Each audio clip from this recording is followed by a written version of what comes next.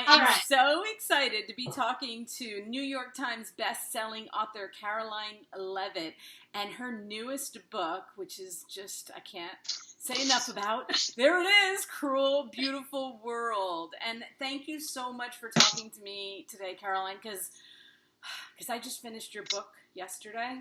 I mean, because I do books on cycles, kind of, right? But I couldn't put it down, and so I listened, and then I read, and then I listened and read, and I finished it. And I have to tell everybody out there who hasn't read this book yet, if you think you know where these characters are going, you do not know, okay? You do not know what is going to happen. I have never read a crazier book of characters that I think, I couldn't get one of them right. I mean, I thought I knew where one was headed, and it was a totally different, I was like, oh my gosh, you are an amazing storyteller. And I mean, you have lots of books out there that we'll talk about, but this book is so good. So good. Thank you. Thank you so much, and thank you for having me on here. This was actually the book that nearly killed me. I never thought I was going to be able to finish this book or write it. It was so difficult to do. I can't even, I always picture the authors writing these books as I'm reading it, because I'm such a reader, and I picture the writing, because I always like, in my dreams I write a book, okay? So I'm always like, wow, but your book, the way you go back and forth between these characters, I have no idea how you outline this book. And I don't do spoilers. We are not going to talk spoilers. We will talk about this, but we cannot talk about any, because I want everybody to do what I want them to experience exactly what I did with these three. I would call them the main characters, but there's lots of characters. Yes. But I'm usually one of those people that don't like a lot of characters, but I was able to really, because you go back, I mean, you learn the full thing about these characters, and I could really keep up with them. I really could. Oh, I'm so glad. Yeah, that book had a lot of characters. That was partly why it was so difficult.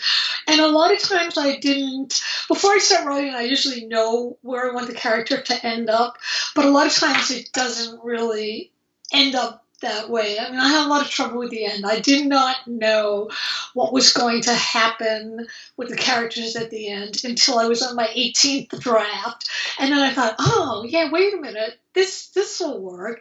And I did not know, without giving a spoiler, what was going to happen to William, the high school teacher, until I just let him speak.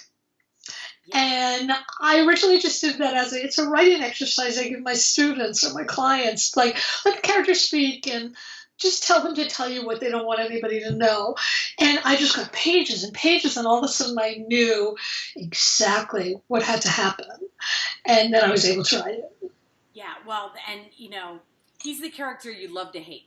I mean, Yeah, the funny thing about him is that by letting him talk at the end, I all of a sudden understood him. He was a bad person trying to be good and failing miserably. So, yeah, I mean, I had some feelings for him that were dull. I didn't want him to be just, a bad person, a villain, because that's not what people are. And villains never think that they're really villains. I mean, they think that they're doing things for a reason because they have to do it. And that's what I wanted to do with him. Well, that's the thing I love, is that when you introduce the characters, right, you're thinking you know something about them, but I love the way when you went back and then it's like, it like opens up this whole other world, especially for Iris. I mean, we don't find out about Iris till later on, and then all of a sudden her story, it's like, oh my God, then you're like in love. I loved Iris. Yeah, Iris is actually based a lot on my mom, who had much of the same experiences, but a lot of times people don't like to have a lot of backstory. But for me, when I meet a person, I always want to know everything about them. How did you grow up? What was your childhood like? Did your parents hit you? Were they loving? Because all that stuff makes you who you are in the present. So I always try to get in the backstory of the characters. Why are they the way they are? What are they mistaken about in their lives? Ever since they were a kid and they nearly drowned, that's why they're afraid of water. So what are they going to do now? And I just like to be really expansive when I write about characters. I love the way you write about characters because thank you.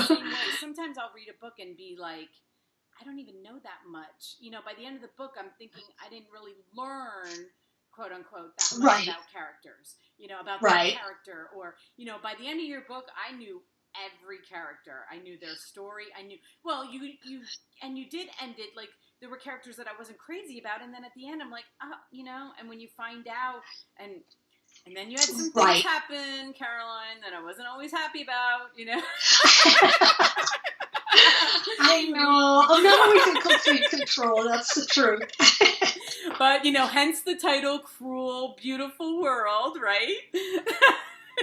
Yeah, because the world that's exactly what the world is. It's, there are moments of just sublime beauty and love, and you can't really appreciate them until you've also appreciated the more horrific moments, when everything's awful. Right. And I was listening to the book while I was driving this weekend, and at one point I stopped at a rest stop and I was like, okay, all right, I got to take like a little hour break from this because it took me, that's how involved I get. And listening to them, and I get a lot of criticism for this, but I don't care. I think listening gives you another perspective of the book. I really do, and I am a hardcore advocate of audiobooks because people are out there driving. It is a huge part of your sales as an author. I know so many people listening to audiobooks, and there was a comment under one of my things, and it's like, she doesn't even read every book, and I was like, I either read or listen. I'm sorry. Like, that's it's just the my same life. experience. It's listening to a story. I don't know what to tell people. That's everybody. It isn't me. It's everybody. And it's not. And you should tell people also that almost every writer I know, we all read our books as we're writing them out loud. Because that's it's a different space to hear the words out loud, and you're still invested in the story, and it's just important. It's just important. I love audiobooks. Yeah. Well, okay. So the woman who did your audiobook, Mm-hmm. I don't even know how to say her first name because it's X-E. Is that Z? I think they say Z. Yeah, I don't want to butcher her name, but she's a great reader. She's done my last few books. I know, and I'm listening to her, and I'm like, I know that voice. I know that voice. So I looked her up today, and she did another audiobook that they interviewed the author called Lillian Boxfish Takes a Walk. And I was like, yes, that's right, I love that book. And she does such a good job with the characters. She's one Exie Sands. That's what I said. She's wonderful. She's wonderful. Right. She is. She's amazing. And I'm so happy to tell you because a lot of times I have to say that person that reads it can make or break a book. It's a very important part of your book. And she did such a great job. And I'm now I know her name and I'm like, oh, I know her. I know her voice. She's great. She's won awards. She's won awards for her work.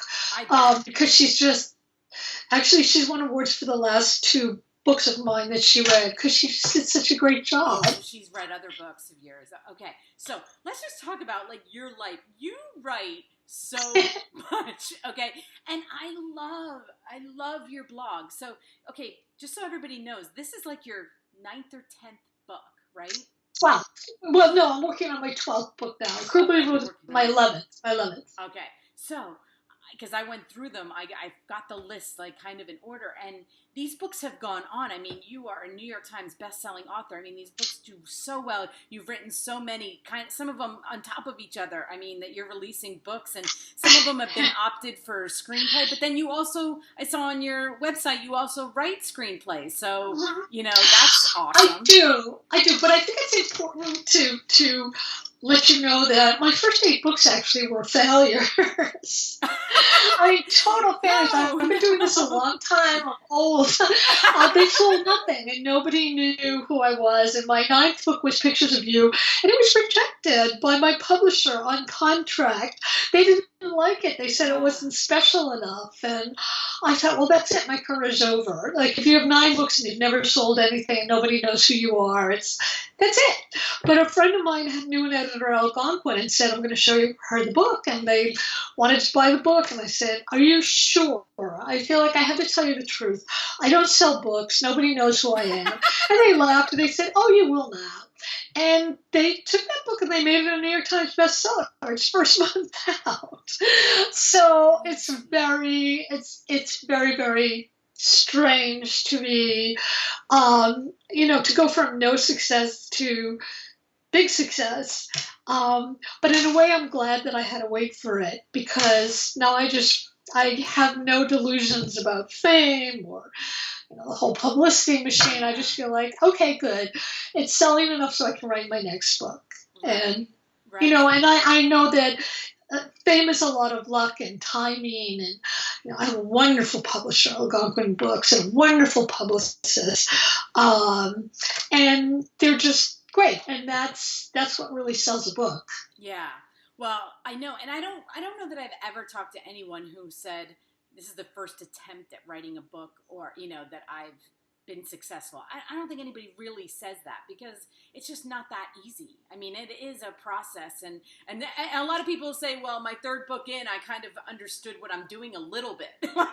No, it's, for me, every book is a brand new book with its own problems and its own terrors. I am terrified all the time, but I feel, incredibly lucky that I get to do this, and I hope I can keep doing this. But, if I don't, then I'll still be writing. So it's not like an actor, or what are you going to do? Act in your room by yourself? Yes. But writing you can. Yeah. Well, okay, so you have all of these books out there. Oh, I wanted to talk to you about your blog. So I went on your blog, and you interviewed Marcia Butler, and I interviewed her. Yep, and I was going through your list of, so on top of writing books, you also have this amazing blog, and you interview other authors.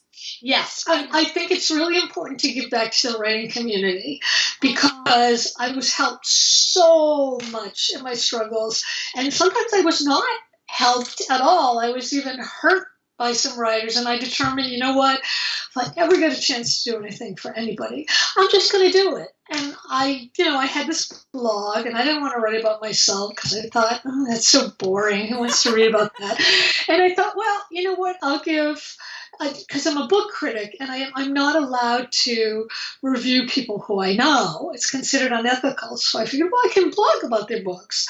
So I started doing that, and then I started branching out and just writing to writers I admired, saying, I really admire you. Would you like to be on my blog? It goes here, here, here. And it just started to grow, and now publishers ask me to put writers on the blog, and I'm happy to do it. It's really easy for me, and I get the word out, and it's just, it creates community, and I love that. And it's a way to talk about books, and I want to do that. I want to help other writers. I know it's really hard to get publicity. I know it's really hard to get your book out there, and this is something I can do. It's easy for me, so why wouldn't I want to do it? I love hearing that, because I feel the same way. It's like, if somebody asks you something, like, why not? Especially... Yeah, why not? Why not? I mean, it is a community out there, and I love promoting writers, and I love writers. I love talking writing. I love doing that. Right, right. Me too. It is a community that, unless you are, super duper, James Patterson, or, somebody like already, the writing is a very closed in world. And, yes. Most of them want to talk about it. I mean, they really do. They want to talk about their book, and they want to, they're not appearing on the Today Show all the time. I mean, it's tough. It's really tough. It's really tough, and plus I make it really easy. It's just 5 or 6 questions, right on email. I do everything else. I don't have to do anything except just answer the questions as long or as short as they want. And it gets out there, and people see it. So, yeah, I thought it was it's a good thing.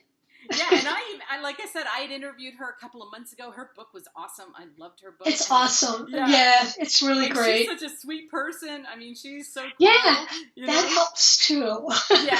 And I was when someone's a nice person, that helps too. Yeah, and I was reading your questions, and I was like, oh, I didn't even think it. Like, you ask really good questions. So I was like, that's a really good thing that you're doing for them. And, you are also in the editing services. I mean, you're also helping young writers, right? Mm-hmm. And that's a way of giving. You don't have to be young. I have some clients who are in their 80s who are actually writing really interesting books. New writers. Right. Do you really have clients that are starting off later in life, and they're like, you know what, I want to be an author. I want to write. I do. And the thing is, for a lot of writers, there's this myth in the writing community that of the muse, that you just sit down and you write a book and it comes out. And I don't think that's true. For me, I think there are certain structural things that can actually open up your creativity. And I can't do this for myself. I have other people do it. But when I look at somebody else's writing, it's like a puzzle piece where I can figure out, oh, this person needs to start their novel. They're starting it way too early. They need to start it later in the middle of the action. And I look at their work like a puzzle piece, and I can help them fit it out and find the story, which is the hardest thing of all. And it brings me a lot of pleasure. I love to do it because it makes me feel smart. Right. And it helps them, and they become better writers. And some of them have gone on to, have publishers and agents and prizes, and it's great. It's just a great, fun thing to do. Yeah, that's awesome. I love hearing about authors who also have started later in life. Oh, yes. Their second, kind of their second life. And, Well, absolutely. Well, a lot of people don't do it because they're raising families, and they're working, right. They have to pay the bills, and they don't have time, or they just don't know how to. And so I give them, that permission. Right. Of course, I have to say, there's always people who, I had one client who was going to write the first book without any characters and any plot. I could not help him, so I sent him away. Did not take his money, but usually people are great to work with, and it's a really fun process. Yeah, okay. So you said you're working on your next book. Is there anything Yes. you can tell us about it? What stage is it in? No, I actually, when I finished Cruel Beautiful World, I had about 60 pages of a new novel that I had been wanting to write for 10 years, and I couldn't figure out how to do it. And my agent said, well, show me the pages. And I showed her the pages, and she said, oh, I'm going to sell it right now. So she sold it on the basis of 60 pages, and I was really excited, and I thought, oh, shoot, now I have to write it. So I would say I'm about halfway through. I have another year to get it finished. I really don't want to say anything about it because I'm at the stage now where I sort of think I know what it's about, but I'm not sure. And it's very different than my other novels in that, first of all, there's only 3 characters, which to me is nothing. I'm used to 5 characters, and that's all the book needs. It just needs 3 characters. So, I'm in the middle of it, and I'm sort of struggling, but I kind of know how it's going to end. And it's an up and down process. Some days I'm nauseous, and I want to go to dental school and do something else. And other days I feel like, oh, okay, now I know what I'm doing. So we'll see. We'll see what happens. Well, I think part of the hardest thing in the world to do is write a novel. Fictional. I interview a lot of historical fiction, and you kind of course, you don't sort of how things end because it's history, but to write a novel that you are creating characters that have to start at point A and get to point B, and I think that is probably one of the hardest things you can do. It's really hard. I always try to figure out, okay, my character's going to start one way and end up sort of in an opposition. Like if you have a character who starts out wanting money, because she has the misbelief that money is going to bring her happiness. So her whole plan at the beginning of the novel is she's going to get rich, she's going to get rich, she's going to have money. Finally, she gets what she thought she wanted, and guess what? It's reverses. She's not happy. So then what is she doing? And then you bring it to the end where she realizes that it's not money that she needs, it's whatever the opposite of money is. Right. Maybe it's love, maybe it's not having money. I don't know. But it's so you have to sort of shape the character and have the character turn out to reverse all your expectations and become someone you don't want. You never thought that person was going to become. It's like I just saw this great article about Stranger Things. Do you watch that? Okay, my kids are like, Mom, you have to watch this. You have to watch this. It's on my list. Okay, there's a character in season 1 who was sort of the jerky, good-looking bad boy who's not that bright. The character you love to hate. And all of a sudden in season 2, without spoilers, he's changing in a very organic way, and he's becoming this vulnerable, wonderful character who you just love. And the article is all about how, if you're looking for character development, you should study this character, because they show you how it's done. And it's done really beautifully. You see the character change, and that's what you want to see in any work of fiction. How do you change? Yeah, and as you were talking, I was really thinking about Lucy, without talking about Lucy, but I was like, that's what you did with her, because I know how she started off, and then, it's like, give them what they think they want, and then they learn that that's not what they want. Right. I mean, that was the whole thing, too, about the early 70s, where everybody thought that going back to the land was paradise. And I had friends who dropped out of college and they were going to have a farm, and then they realized that it wasn't so much fun getting up at 4 a.m. to milk the cows, and crops failed and they couldn't make any money, and they came back with their tail between their legs. And Lucy didn't have that option. Right. I mean, she just thought she was going to this paradise for a 16, 17-year-old girl to think, oh, this is my house, and nobody's gonna boss me around, and I can do what I want. And then it starts to reverse, and you realize, oh shoot, no, I can't. Right. Well, and that whole love, I'm in love. Right, the whole love, the love of your life. That 16, Right.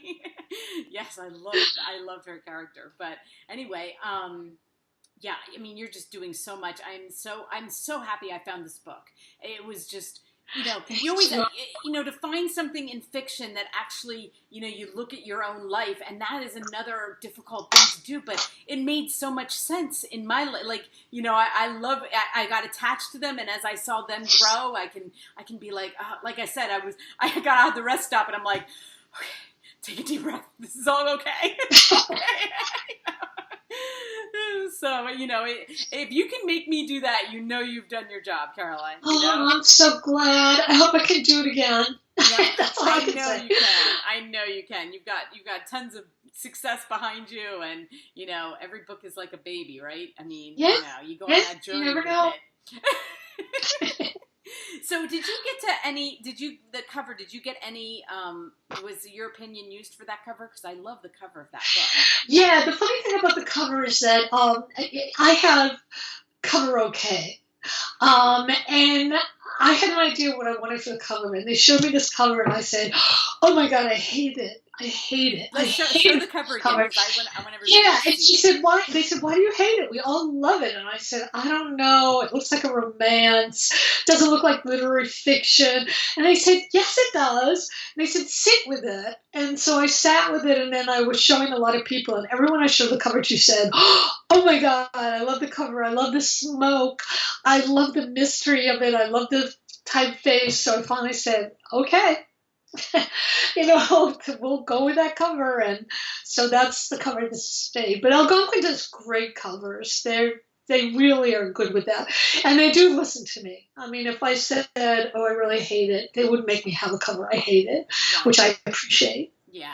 Absolutely. Well, show Yeah. everybody the cover again so we can see it. Ta-da! Yeah, See, I love the smoke. I love the smoke, and actually, the smoke is carried up along the spine, I love and it's that. also sort of on the back. And there's I think they also put a flower power daisy on the back. And well, that's what I think. I think it really it's just embodies, nice. the 1960s. Like you get that feel because those colors were so prevalent during that time that's what I thought of when I started reading it, and I was looking at the cover and I was like, oh yeah, like it's really, it really, I don't know, it really has the flavor of the book. Yeah, I mean, part of I think why the cover bothered me is because also this beautiful woman on the cover, she looked just like my editor, Andrea Miller. And I said, it's so weird to have you on the cover of my book. And she kept saying, it's not me. It's not me. It's not me. Well, that's awesome. I'm so happy for all the success you've had with this. It's a great book, Caroline. Thank you for talking to me. And I will have all your links so everybody can find you. They can find the book on Amazon. Oh, great. Thank you so much. All your books on Amazon. And I can't wait. Please keep me up to date when the next one's coming. I will. Thank you for such a wonderful interview. I really appreciate it. It was so much fun. Great. Thank you so much. You have a great day. You too. Okay. Bye.